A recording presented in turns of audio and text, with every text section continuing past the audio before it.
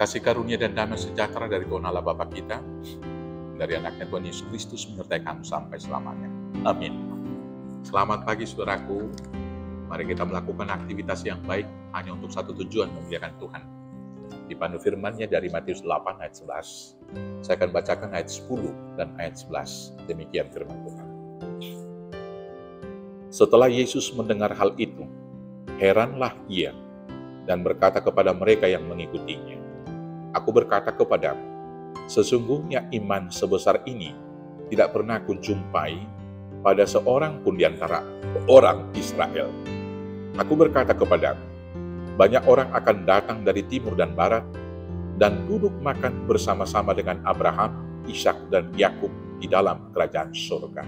Demikianlah firman Tuhan. Saudara-saudaraku yang terkasih dalam Yesus Kristus, pada suatu hari ketika Yesus memasuki Kapernaum, dia bertemu dengan seorang perwira Romawi yang datang kepada Tuhan Yesus, memohon kesediaan Yesus untuk menyembuhkan seorang hambanya yang sakit lumpuh. Mendengar permohonan itu, Tuhan Yesus mengatakan, "Ya, saya akan datang ke rumah." Tetapi si perwira itu menjawab Tuhan Yesus dengan mengatakan, "Tidak usah Tuhan, karena saya ini tidak layak menerima kehadiran Tuhan. Katakan saja sepatah kata, maka hambaku itu akan sembuh." Saya saja yang seorang perwira bila berkata kepada seorang prajurit, "Kerjakan ini, ambil itu, pergi ke sana," dia melakukan perintah saya. Apalagi Tuhan, satu kata saja sudah cukup. Maka kemudian Yesus heran dan berkata kepada murid-muridnya dan orang banyak.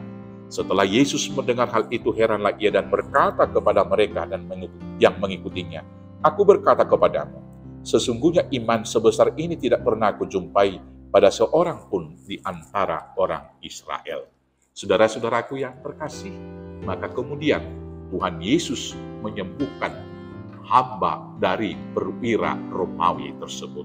Bapak Ibu saudaraku yang terkasih, keheranan Tuhan Yesus bisa saja terjadi pada masa kita ini. Kita mengklaim diri sebagai orang-orang yang beragama. Kita sebagian merasa diri sudah punya kapling di surga. Tetapi kemudian, apakah iman seperti perwira itu ada pada kita? Atau jangan-jangan kita beragama seperti orang Yahudi tapi tidak beriman, yang masih menuntut yaitu mujizat-mujizat itu nyata secara empirik, yang masih menuntut penjelasan-penjelasan logis tentang firman Tuhan dan berita-berita Injil. Dan yang kemudian, apakah iman percaya kita seperti gula-gula, yang masih menuntut berkat-berkat melimpah, padahal kita sudah diberikan berkat berlimpah-limpah? Apakah kita masih menuntut ketika kita mau beribadah supaya pekerjaan kita berhasil, supaya usaha kita beruntung, supaya jodoh kita lancar dan lain sebagainya? Itu memang kita perlukan. Tapi kalau itu masih yang menjadi tujuan, jangan-jangan kita tidak beriman. Jangan-jangan kita berhitung rugi laba dengan Tuhan. Saya mau beribadah supaya, saya mau mengikut Tuhan supaya, saya mau berdoa hari ini supaya lulus ujian. Saya mau melakukan dan memberikan persembahan supaya usaha saya diberkati berlipat-lipat ganda. Saudara-saudaraku, itu bukan iman seperti iman perwira Romawi. Tapi orang-orang beriman adalah orang yang sudah mengenal kuasa Tuhan dan mau menyaksikan bahwa hidup kita sekarang ini adalah karena sudah diberkati. Maka saya beribadah kepada Tuhan karena saya sudah diberkati. Saya mau melakukan hal yang baik, mengasihi sesama karena Allah telah terlebih dahulu mengasihi saya.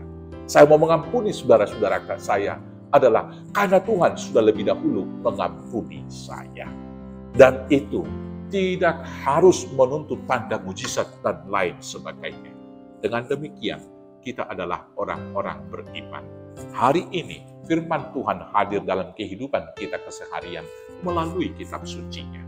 Karena Paulus mengatakan, sebab iman timbul adalah dari pendengaran, dan pendengaran akan firman Kristus Yesus. Kita yang masih menuntut Tuhan Yesus harus datang dengan nyata dalam hidup kita, tentu kita masih seperti iman-iman orang Yahudi yang menuntut pembuktian secara empirik. Hari ini, perwira Romawi mengajar kita, percaya sajalah, karena imanmu saja yang menyelamatkan engkau. Selamat beriman, selamat percaya kepada Tuhan. Maka Tuhan akan memberikan kesembuhan, Tuhan memberikan pemulihan, Tuhan akan menganugerahkan kebahagiaan dan berkat bagi kita. Terima kasih, Tuhan Yesus memberkati. Amin, kita berdoa. Terima kasih Bapak. Hari ini kami diajar bagaimana beriman sesungguhnya. Maka ajar kami untuk percaya walau tidak melihat. Karena demikianlah, maka kuasa firman-Mu itu bekerja dalam diri kami, dan mujizat menjadi nyata dalam kehidupan kami. Ajar kami untuk setia dan taat dalam iman, hanya di dalam Yesus Tuhan Juru Selamat kami yang hidup. Amin.